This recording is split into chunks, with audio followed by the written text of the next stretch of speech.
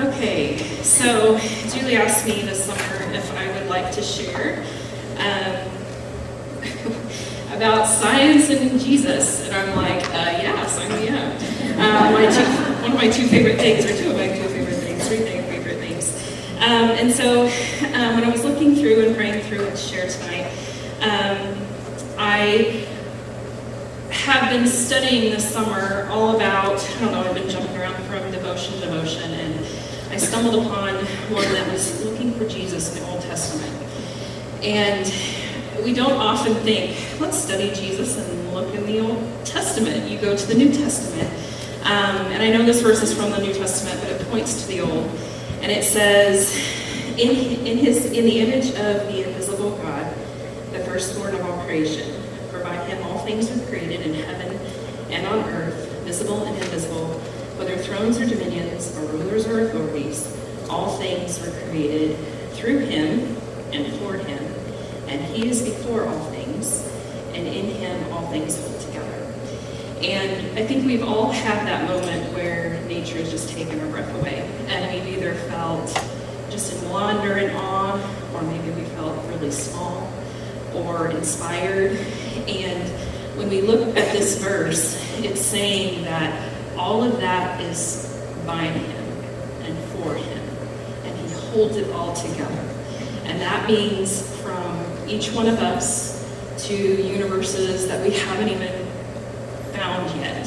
And as I have studied how to consolidate my understanding of science and all that comes with it, with the conventional narrative and my faith, it didn't matter which discipline I was reading in, a hypothesis that kept coming back was that there is an abundant amount of scientific evidence and philosophic support that seeing everything around us as created and not accidental, that it was intentionally, adaptively created with order and precision and fine-tuning for the purpose of allowing humans to survive, thrive, and explore.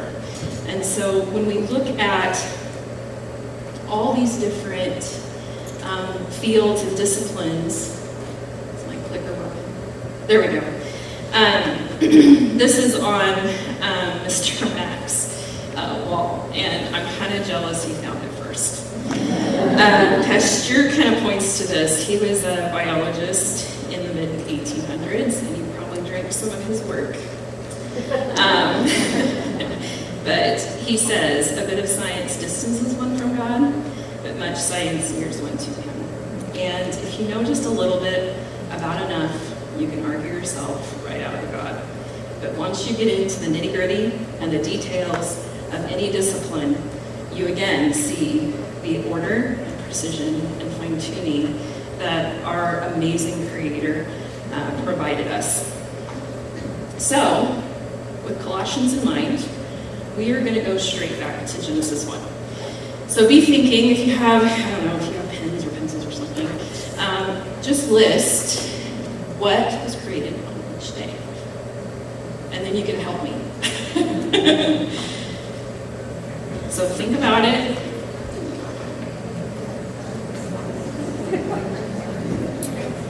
So day 1, day 2,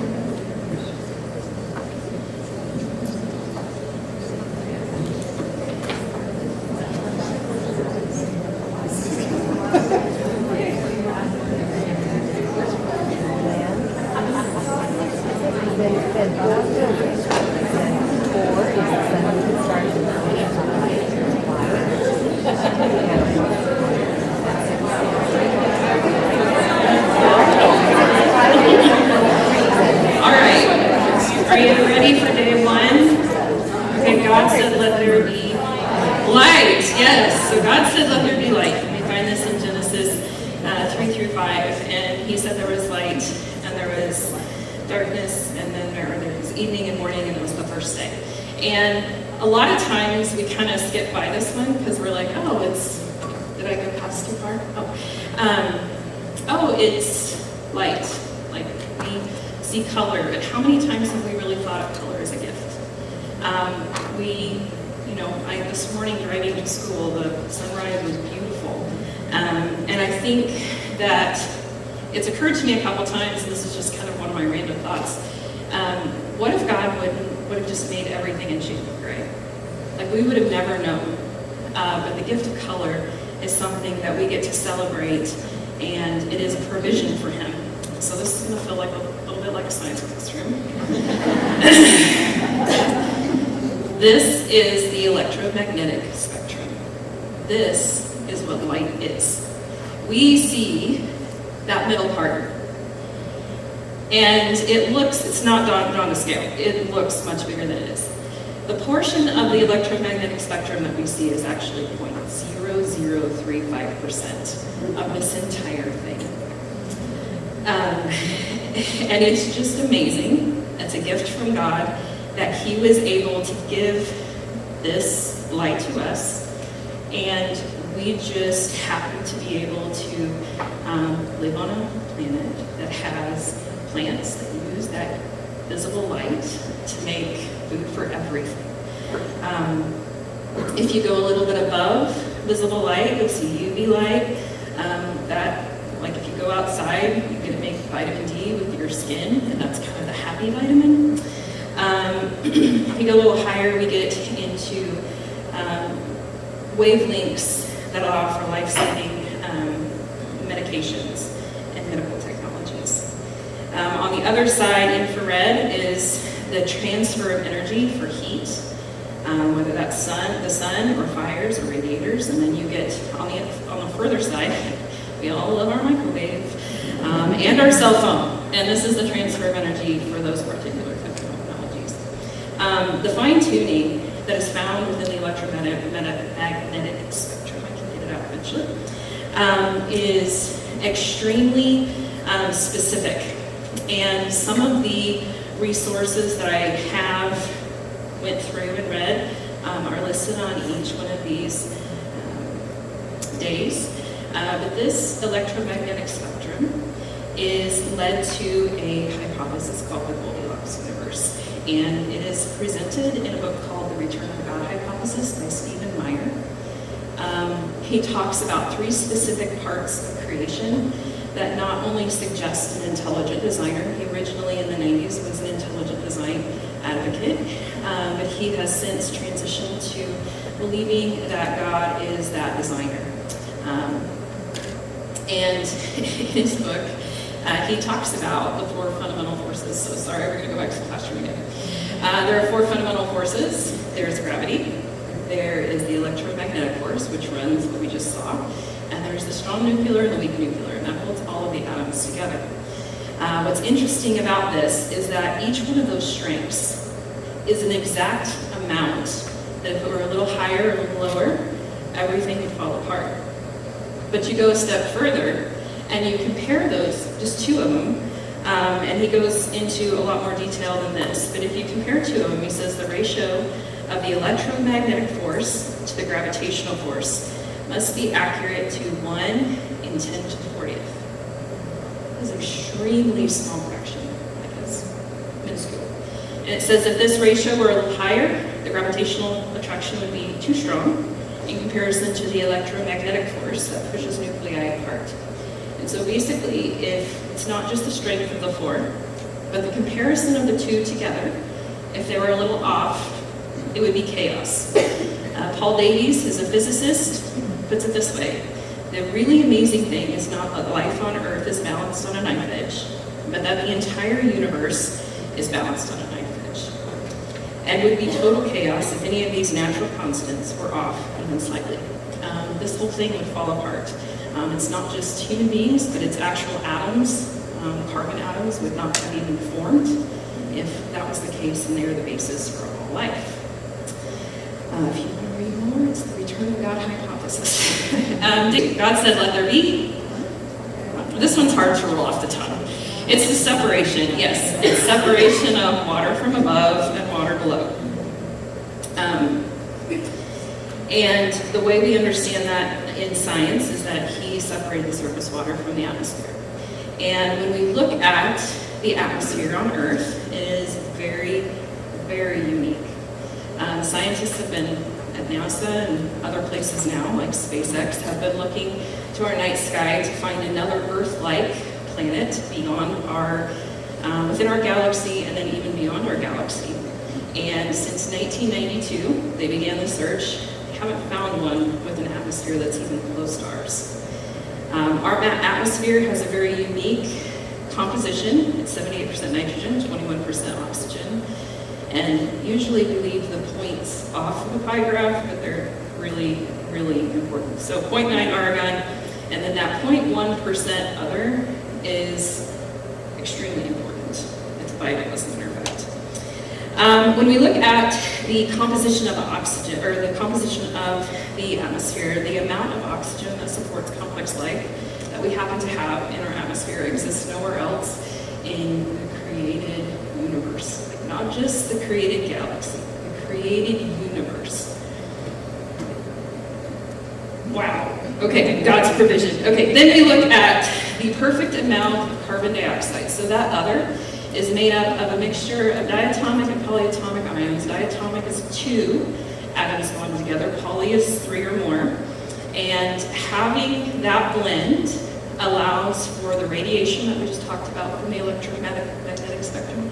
It allows it to, some of it comes in and regulates surface temperature. Some of it bounces off and actually saves us from being little crispy critters down here. But this combination, again, is not found anywhere else. And when we look at the atmosphere and how God said, let this separation be, I mean, how many of us have taken for granted that we can go outside and take a big, deep breath of fresh morning air, and we would not be able to do that anywhere else in the universe. Not anywhere. All right, day 3. God said, let there be plants and dry land. Okay, and so the important thing here, when we look at, again, he separated the land from the surface water, and then he grouped our oceans and seas together, and he made our surface waters, and then he had dry land and plants. We'll talk about plants and animals and all of those later. One of the unique things, another property of Earth that is not found anywhere else in the known universe, is that our Earth is covered with 71% liquid water that is highly stable. Again, since 1992, we haven't found another one. And so this is a very unique creation.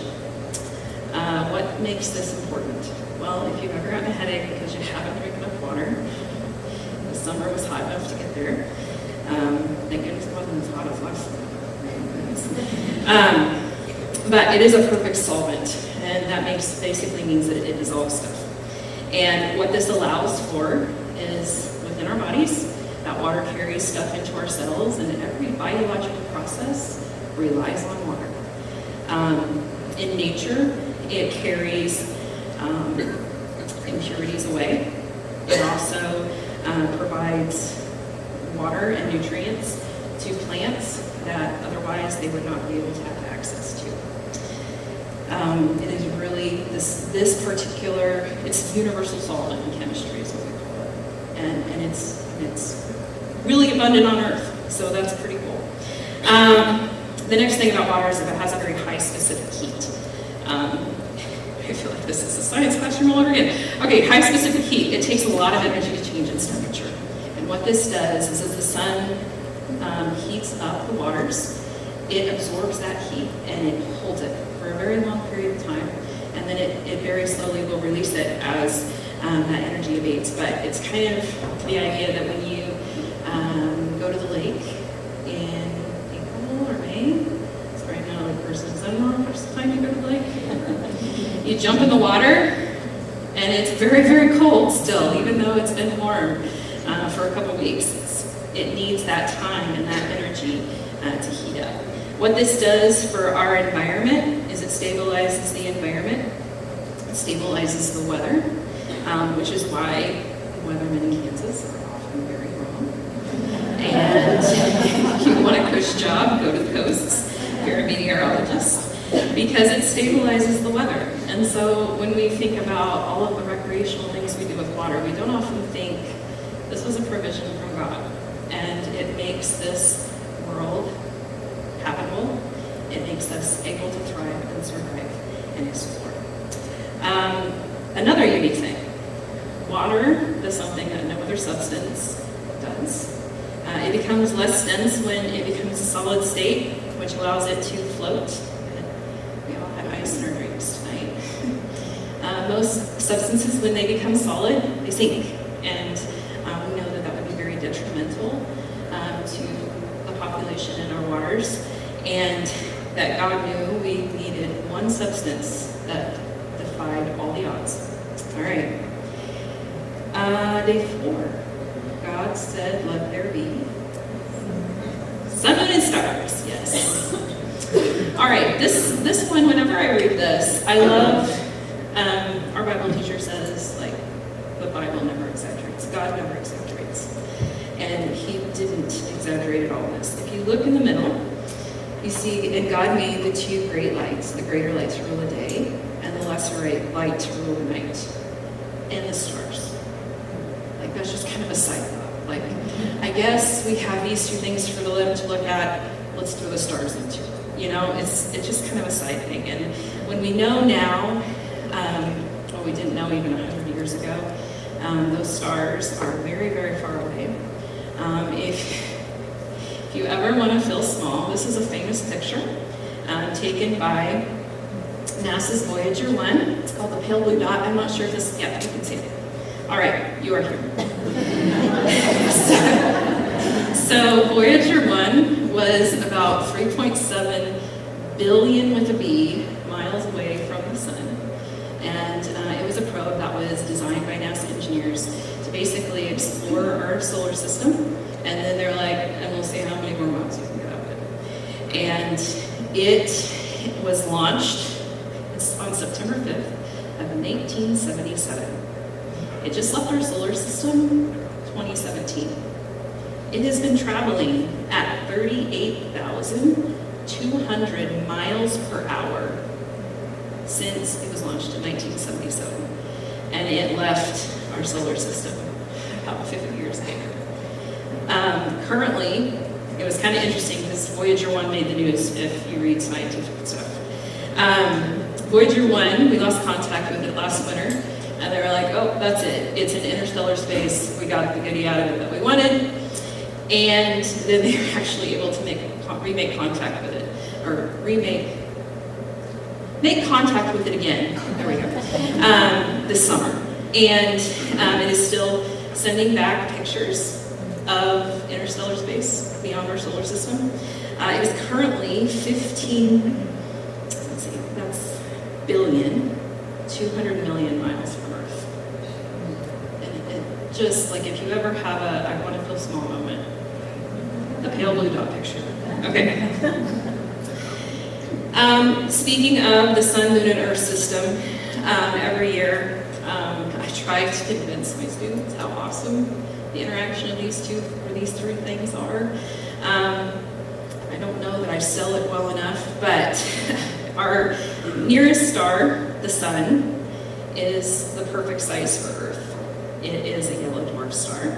It emits an abundant amount of the three main types of the electromagnetic spectrum that we need.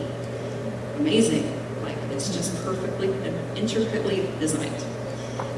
We need an abundant amount of infrared for heating, visible for all the photosynthetic processes as well as biological processes, and UV light. Our atmosphere, actually there's three types of UV light, there's A, B, and C. Our atmosphere actually kicks out all of the C that comes in towards us because it's the most damaging. And we have A and B, which is why we have these wonderful sunburns when we spend too much time in the sun. But that's the UV light that it lets through. It is the best star that is suited for planets supporting complex life. As a matter of fact, when NASA is looking for exoplanets, they actually look for a yellow dwarf first, and then they look for an atmosphere, and then they look for a certain distance, because Earth is in Goldilocks zone. It's not too hot, it's not too cold, it's just So it allows for an abundance of liquid water, as if we were a little closer. If we were just 5% closer, we would have a runaway greenhouse effect that would heat our surface and it would basically make our entire surface a desert. If we were 20% further apart, or further away, we would have carbon dioxide clouds that would form, and the surface would turn to ice. And so we would either be a desert or a glacier if we were outside that zone. And that's actually a very narrow zone, now that we know how big the solar system is. So like that is not a huge distance. We also have a very unique moon. Many moons,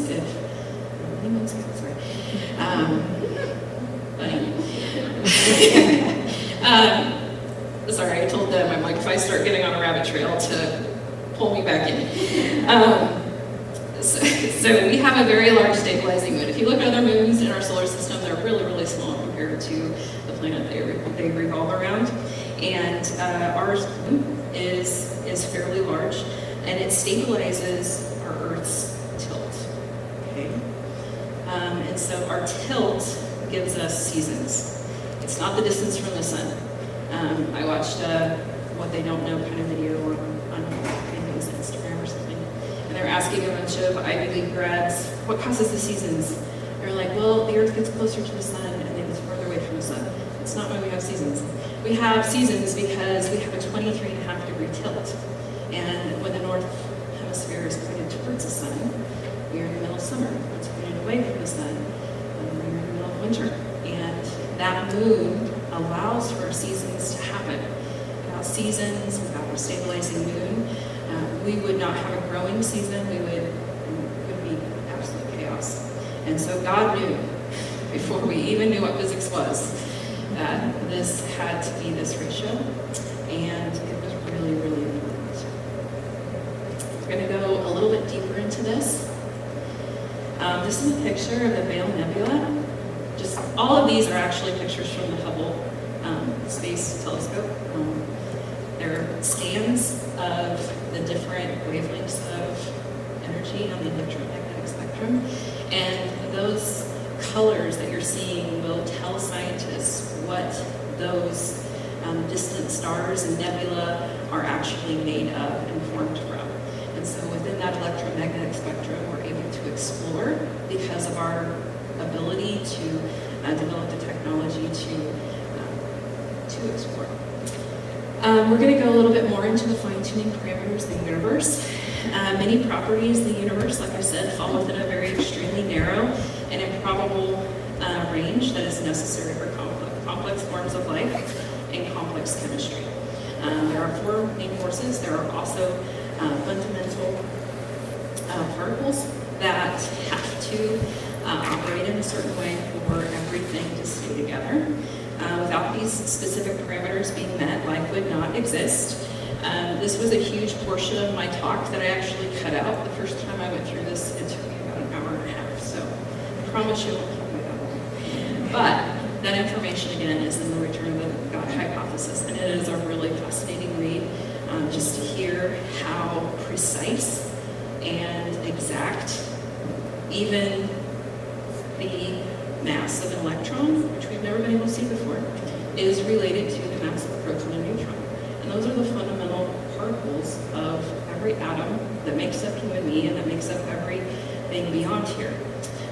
Going back to what Pasteur said, he said a little bit of science takes one away from God, a lot of science takes one to him. And I think that would be something that Alan Sandage would say. I love it when you read about something, read somebody's testimony and how they were brought to God. Alan Sandage was a very notable astronomer. He studied under Hubble, which was the guy who came up with the idea that the universe had a beginning. It rocked the astronomy world, and it actually took them away from an eternal universe and brought them into the idea that the universe had a beginning. And many scientists did not want to accept that because it has huge theological implications. How do you explain that everything came from nothing without anything causing it? Matter and energy do not make matter and energy. And so he studied. He's won a lot of prizes and awards. He began the process in his career by accurately measuring the expansion rate of the universe, which is now known as the Hubble constant. He was able to accurately measure it with the technology that he had at the time, and it's been further revised since then. He kind of surprised everyone at the 1985 Dallas conference. Now, that's a bit of time ago. The reason that this time frame is notable is because this was the time that the Big Bang was really getting debated in our academic circles. They didn't want to accept the Big Bang because of theological implications. If you start with something, you have to explain where that something came from. And they've went to a lot of time and energy to pull in dark energy and dark matter, and even NASA says it's a mysterious substance that we've never even seen or measured before. And so in this Dallas conference, Alan Sandage stated that the astronomical evidence of a creation event had contributed a profound change to his worldview. And he emphasized the supernatural event not predicted within the realm of physics. Something beyond the strictly material must have played a role in bringing the universe into existence. Scientific evidence won't prove God's existence. There has to be faith. Scripture is very clear about that. However, recent discoveries in cosmology and physics have lent credibility and support to theistic belief. After studying the Bible for 35 years, he became a follower of Jesus. And he was quoted as saying, "I find it quite improbable that such order came out of chaos. There has to be some organizing principle. God to me is a mystery, but is the explanation for the miracle of existence." The very fact that we're here is a miracle, not just, because God changed our hearts. And that's his biggest miracle. I have a stubborn heart. But the actual scientific evidence of creation and how everything has been knit together is absolutely a miracle of existence. And again, he says, why there is something rather than nothing. Matter and energy came into existence some finite time ago. No good candidate to explain origins because matter and energy cannot make themselves. There's actually a law, a scientific law for that. All right. Day 5. God said, "Let there be fish and birds." Yes. All right, and we're going to combine it with day 6. Day 6 says, "Let there be animals and us." Okay. All right. Let's talk a little bit about DNA. Let's go into the biological sciences. So what Darwin didn't know. Darwin wrote this book in the mid-1800s. Our understanding of the cell at that time was pretty basic, although it was advanced for the time. For them to be able to use lenses to view these cells was pretty impressive. But he understood the cell to be a membrane, a nucleus, a nucleolus, and then something in between. They weren't sure what was all in between. When Crick and Watson sequenced or discovered that DNA was the shape of a double helix in 1958, that really was the explosion of our understanding of what DNA is, what it does, how we are knit together from the very beginning with purpose, and we are all so unique. There's not the same, just all so different. So DNA is made up of a specific arrangement of nucleotide bases with a spine of alternative sugar and phosphate groups. Why would that encourage you in your Christian walk? Because this chain is the reason for all of our proteins in our body. A lot of times we just chalk up proteins to building muscles, but in fact they do everything from digest foods with enzymes or proteins, and they can do all sorts of stuff. They are essential functions of the cell. Dr. Kenyon, who is a biophysicist, or who is in biophysics, he actually wrote the evolution, or the chemical evolutionary theory in 1969. So he developed this entire theory that says if you put the right chemicals in a bunch of primordial ooze, or sludge, or whatever they want to call it, they will form a protein. And if you get enough of those proteins, eventually they'll organize themselves into a cell, and they'll get zapped with something and you'll know it. He actually later rejected his own theory because there was an abundance of findings that led to the understanding that functional proteins do not form without pre-existing DNA. They're too complex. And they must have the DNA to direct the process of their formation. DNA builds proteins. They do not self-organize. And that was established back in the 1960s and 1970s. All right, a little bit more about DNA.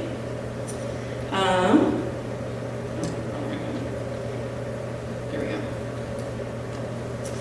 As a matter of fact, it has become so abundant that many evolutionary biologists have actually rejected the spontaneous chance chemical to life explanation. Many of them are hesitant to come out. If you've ever watched the documentary Expelled by Ben Stein, he has went around to professors, multiple professors, who have suggested an alternative explanation to the conventional narrative, and they have gotten blacklisted. They've gotten kicked out of university, academic, they've gotten kicked out of research. There is an effort to not have this information out there. So many evolutionary biologists have rejected the spontaneous chance chemical to life explanation because proteins, specific assembly of amino acids, have to be formed. They actually say that there's a four-dimensional process for this formation. It's not just the lining up of the amino acids, it's also the positioning, because what happens after you have this long chain of amino acids, you don't have like this big snake thing running around. They actually fold, and they fold according to their function. And so they'll, I don't know if you have a kid that likes Legos, like they will position themselves so the form meets the function. And that's part of it. And then they'll actually switch. So like if there's a toxin that a person will consume, they can switch and produce a different protein from that segment that will counteract that toxin. It's very fascinating. Biochemistry right now is really, really fascinating. Sorry, that was a rabbit trail. All right, so amino acids or peptide proteins form peptide chains that are usually between 3, the smallest is 3, and the largest is 34,000 amino acids long. In his book, Stephen Meyer calculated the probability of random assembly of a functional protein that is 150 amino acids long. It's a very relatively short protein, and it is 1 in 10 to 164th chance of it forming functionally. All right, context. Number of elementary particles in the universe, 1 times 10 to the 80th. You would have to have 2 universes full of particles, put a mark on one, and then somebody in this room go out and pick one out. And that's the chances of a protein to form that's very short, 150 amino acids long. God helped me when he said let there be. All right.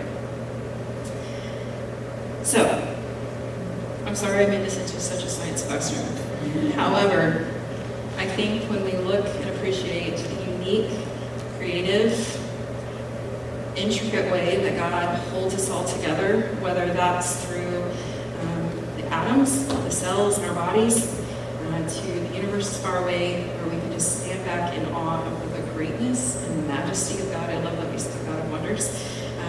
It's an oldie but a goodie. It just encourages me to think that the God of the universe who made all of that loves each one of us as well. I did list a few of the resources on here. Feel free to take a picture if you want. It's been a bit since I've compiled and watched some of those, but they have all contributed in some way, shape, or form. And thank you. Oh, and I also want to, I have really enjoyed this evening. Could we thank the Legacy Committee for